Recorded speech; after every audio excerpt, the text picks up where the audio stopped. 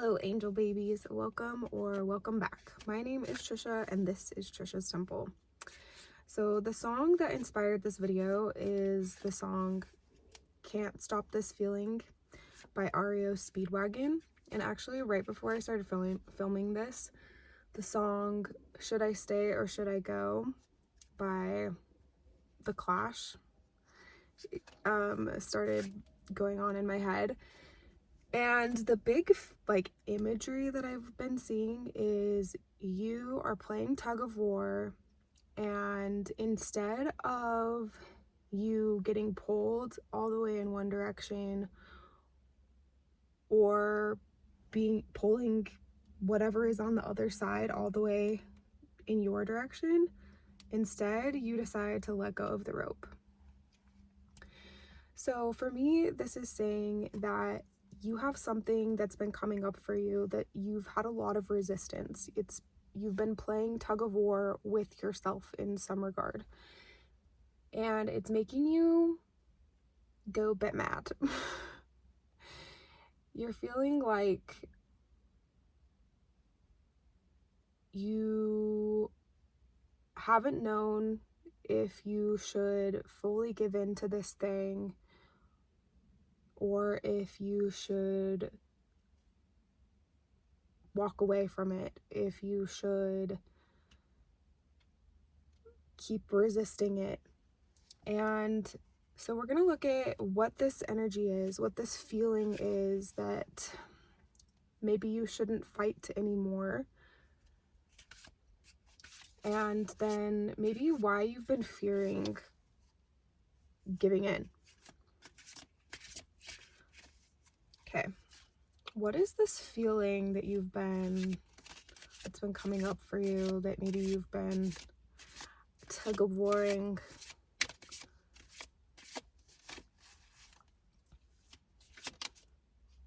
This is the one. It jumped. The 10 of Pentacles. Interesting. Yeah. So I had a feeling that it was something related to this. So I feel like the feeling that's been coming up for you is related to something that would be like your ultimate fulfillment. So it's not just your personal fulfillment, but it's fulfillment that involves your community. It involves the people that you connect with on a deep spiritual level. It's your financial abundance. It's your passion and creativity being grounded into this reality. So maybe the thing that you have been resisting is something that's been coming up for your attention on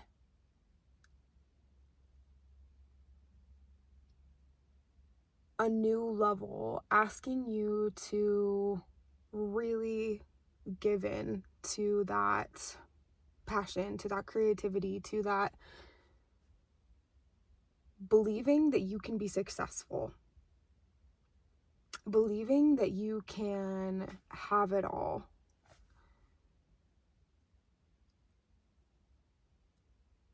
And that the resistance that you've been feeling might be from past cycles, from old childhood wounds, from memories of times when it didn't go your way. And now I'm actually thinking of this part in the Taylor Swift documentary where she talks about kismet, where it's like all the little stars aligned, but it wasn't just because of happenstance. It was because a whole bunch of people had put forth the effort to make it happen. And they had so many people tell them for a long time that they were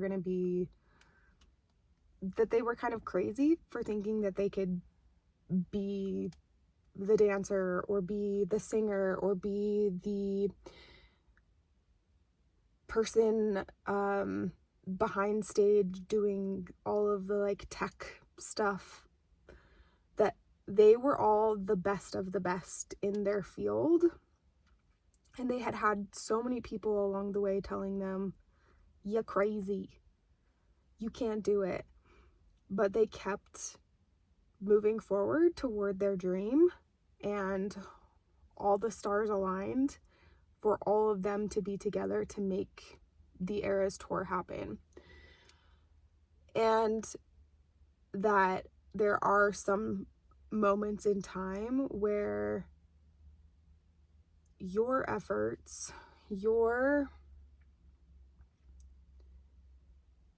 all the things that you have been doing for your life might feel like, what am I even doing this for? And the resistance that you've been feeling might be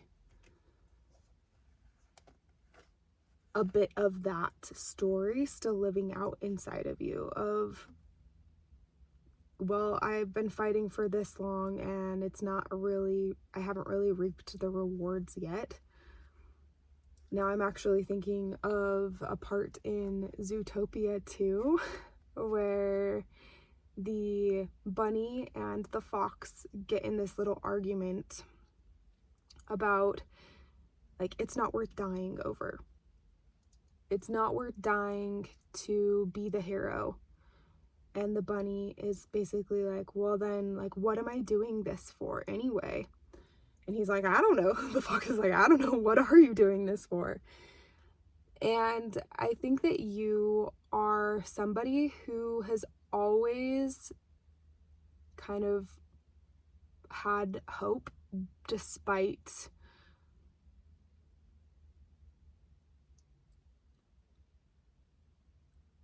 life being a bit,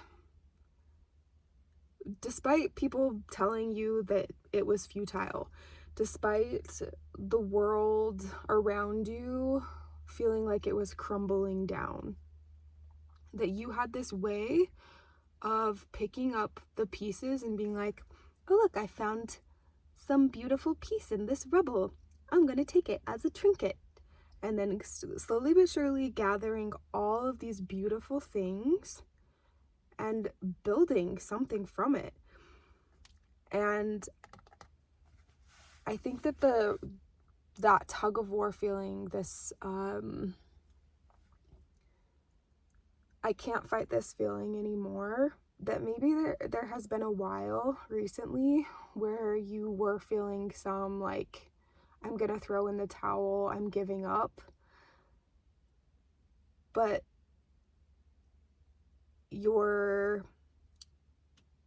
this time the giving up, the can't fight this feeling anymore, it's coming back around for you to be like, okay, yeah, you're right. Like, I can't, because this is just who I am.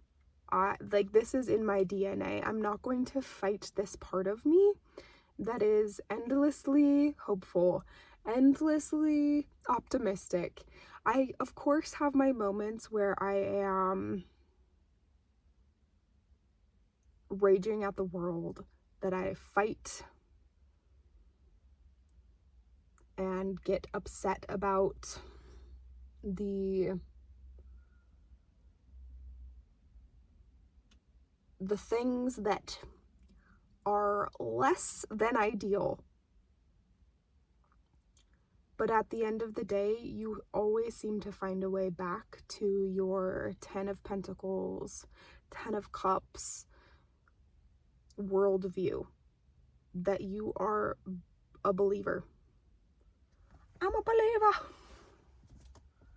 Okay, so let's look at a little more closely at what the fear is that you've had around fully giving in to this part of you.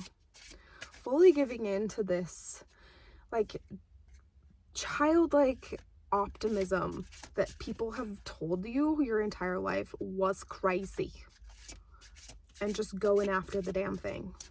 whatever that happens to be for you.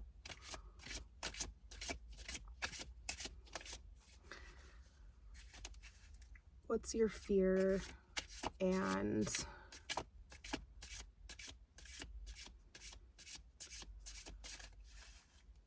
what can, ooh, yep. Okay, yep. Okay, we have the 6 of staves or 6 of wands. That's beautiful. This is saying recognition.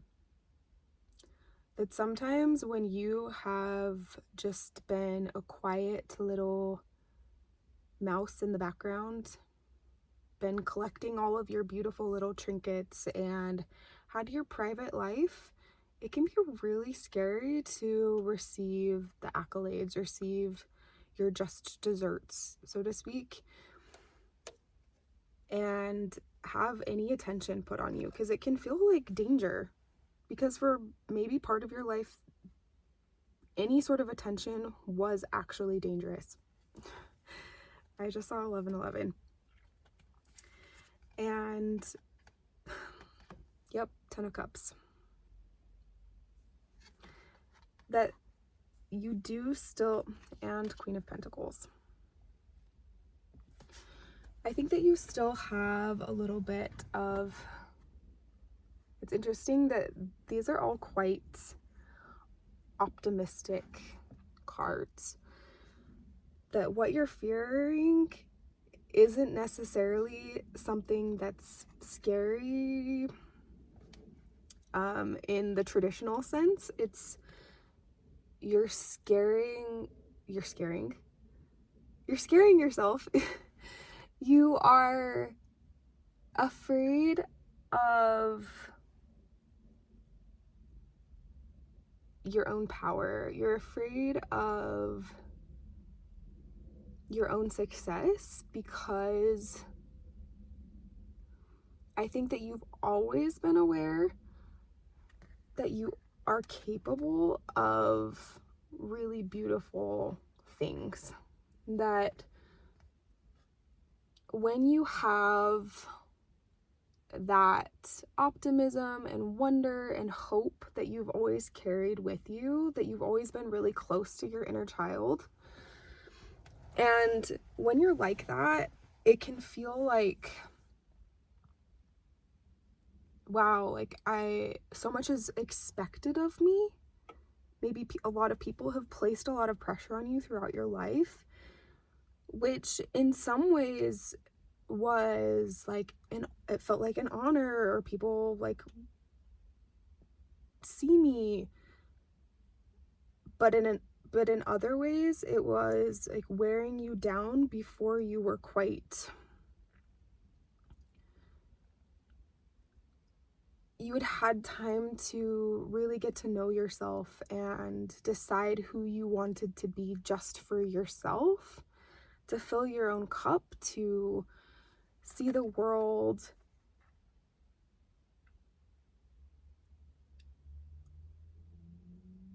and explore and just be a child. And so I think that your fear is that you might be consumed by whatever it is that you end up like doing, because maybe in the past you have, whether that was by a relationship or a project that you were working on, because you have such a beautiful passion and love of life.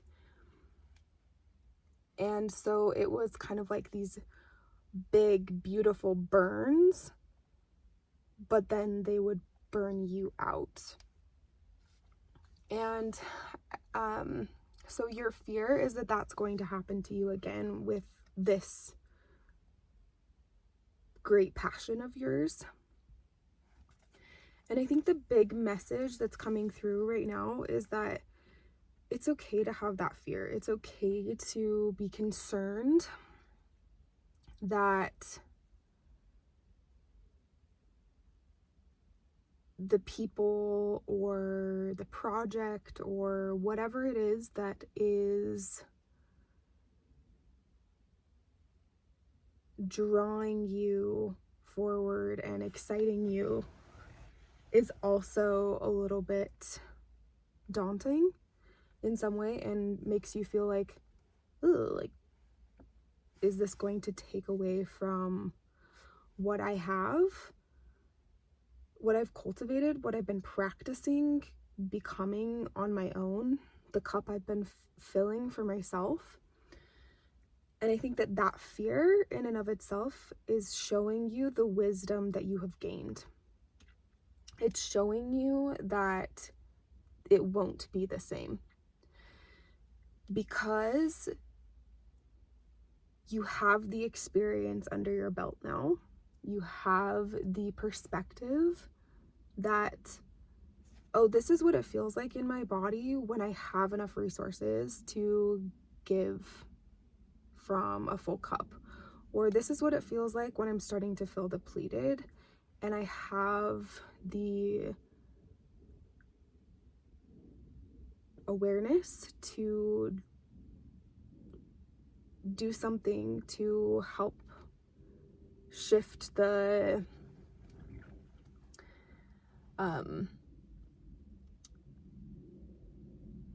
shift the scales so that I'm not over giving, that I'm not depleting myself,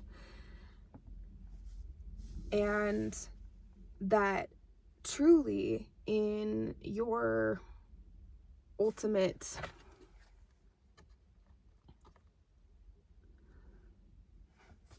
it just said heard the ultimate gift, in your ultimate dream world that you're creating for yourself, you would be surrounded by people who are equally as aware as you.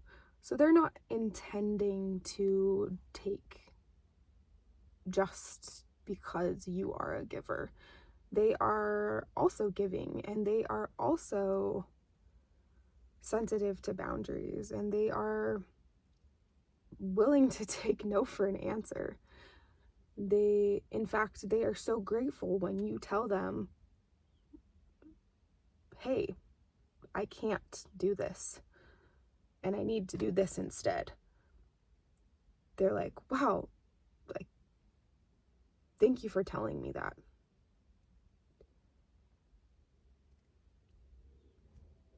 And this is like making me emotional because you're finding this beautiful community of people and a love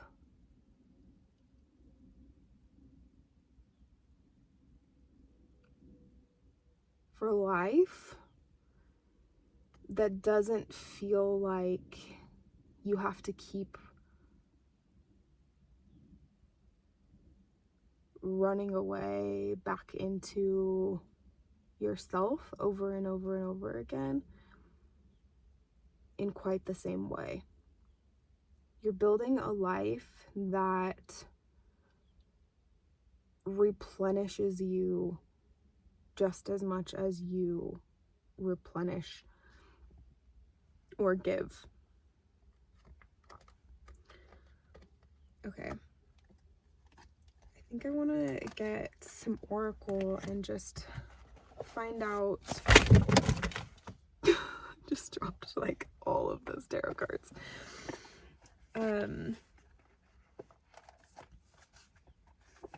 The Four of Wands is face up on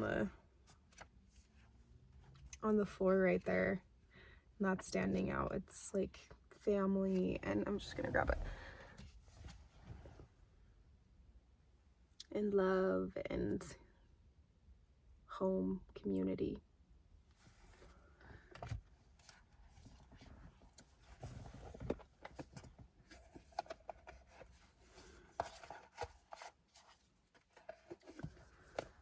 I'm gonna just get one of these oracle cards and find out what is going to happen for you as you are surrendering or letting go of this resistance. I think we've gotten some answer on this, but I think that there might be a little bit more here that wants to come through. Well, this is the card. Okay. The Panther.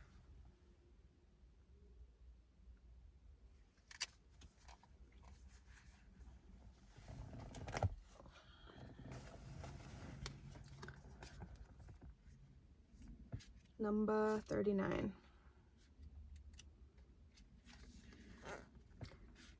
You don't need to apologize for who you are. The spirit of the Panther says, let yourself be seen. It is time to love yourself and let people love you just the way you are. It is only through vulnerability that true love can be accessed, but it is a risk because it means you allow people to see you fully, including the parts of yourself that you are ashamed of.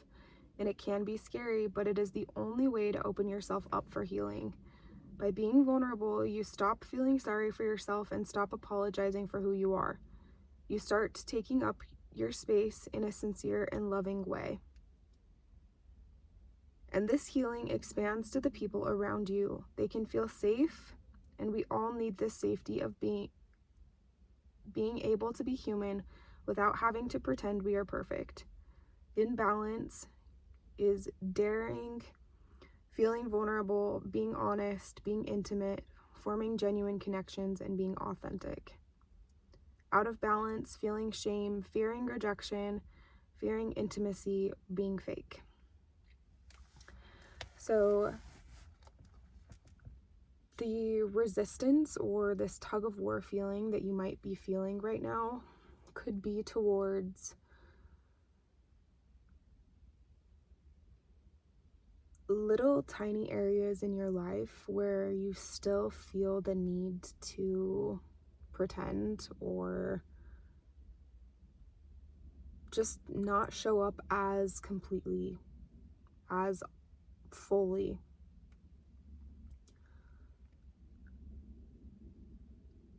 And I think that that's true for pretty much everybody. It's a constant pursuit to be able to feel like we can fully express who we are. And that your authenticity breeds more authenticity in the spaces that you're in. That when you honor the parts of you that are craving to be seen and heard and loved, then it gives permission to the people around you to share those parts of themselves as well. And for shame to no longer rule the roost.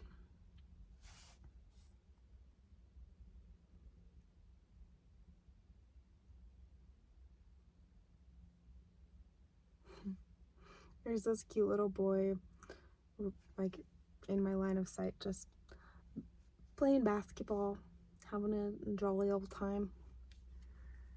And I think that that's kind of where we started, is that you are returning to aspects of your inner child that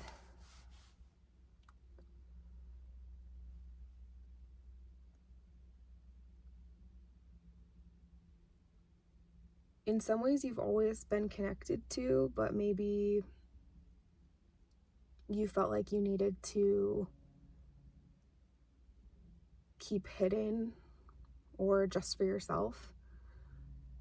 And now being able to share them with more people, you're seeing that you've always been lovable. So thank you so much for being here. If this message has been helpful to you, if it's resonated with you, I would love to work with you one-on-one. I have a few personal reading sessions available each week. So check out the links below if you're interested. Love you. Bye.